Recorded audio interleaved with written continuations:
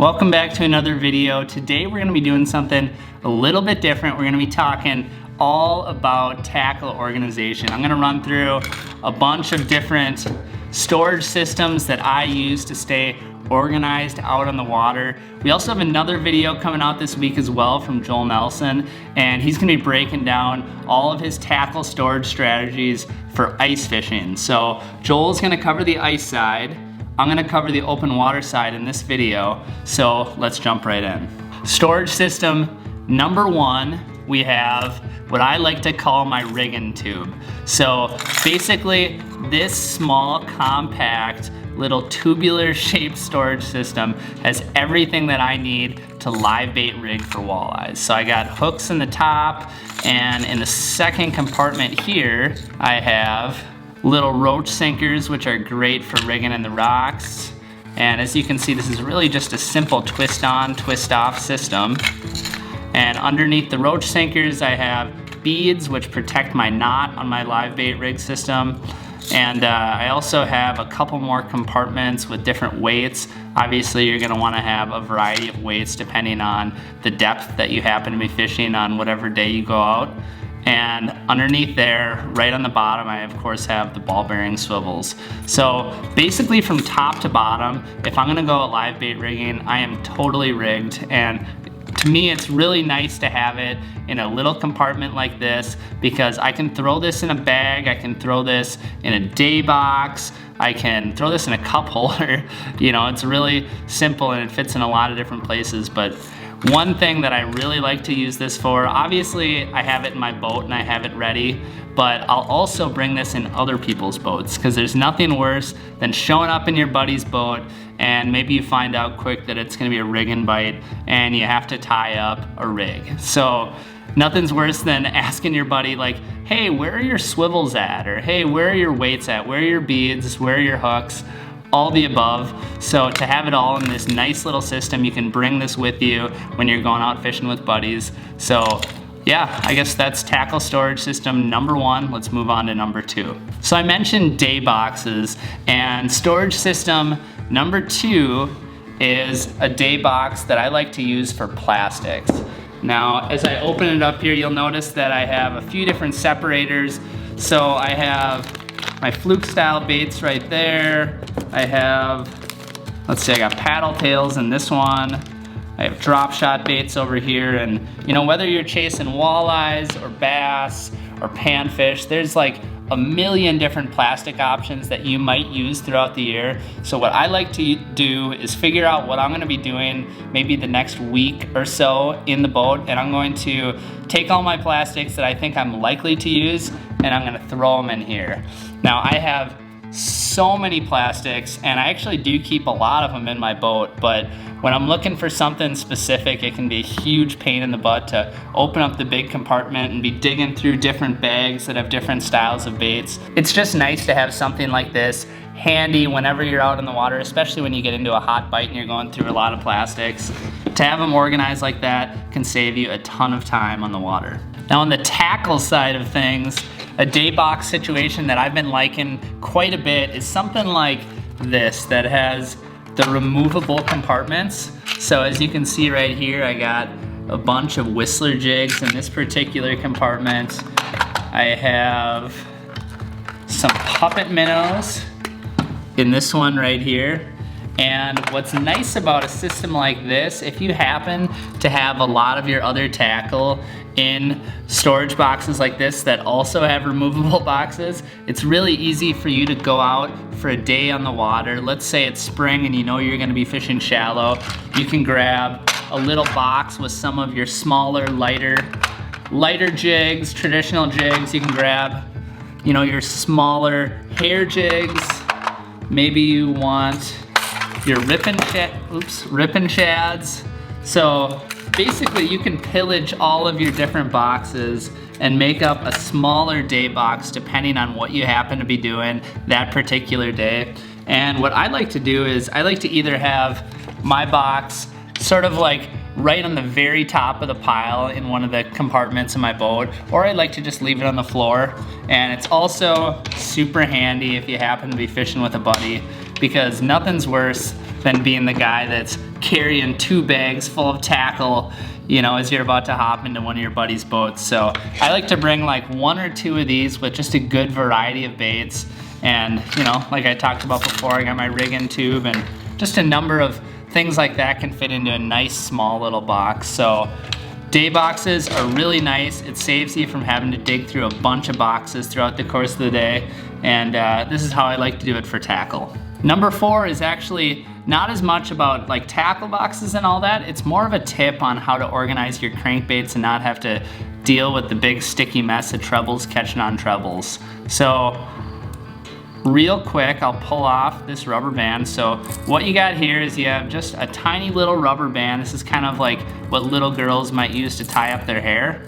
And it can be a really wonderful tool for tying up the treble hooks on crankbaits so they don't stick to the treble hooks of other crankbaits. So basically all you do is hook it on one of the trebles and spin it a couple times and put it on there just like that.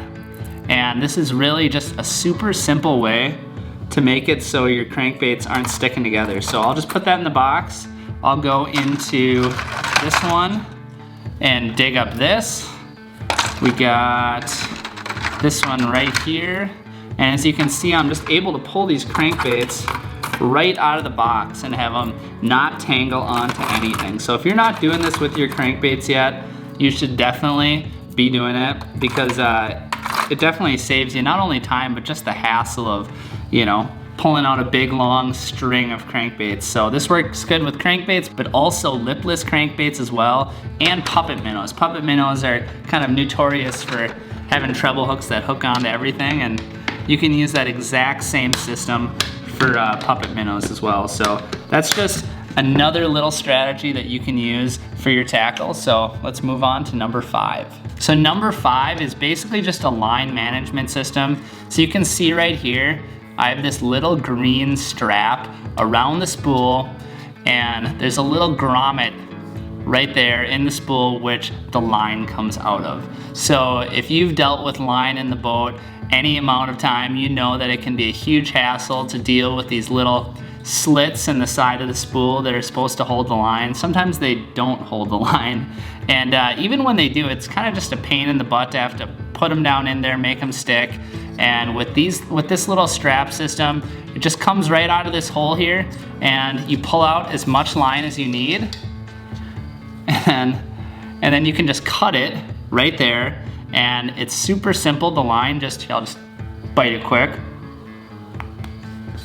The line just sticks out the top and it's ready to use again. So this is just a really simple solution that solves a tiny little problem that I think just about all of you deal with. So I think you can go on Google and find these if you type in like fishing line keeper or something like that. So punch that in, you'll find that these are really inexpensive. I bought 2 dozen and I'm pretty much set for, I don't know, just about ever. Obviously you can reuse these on different spools and whatnot. And it also has an adjustment, so you can put them on bigger spools or smaller spools. So this is just something that I would definitely not live without now that I've done it.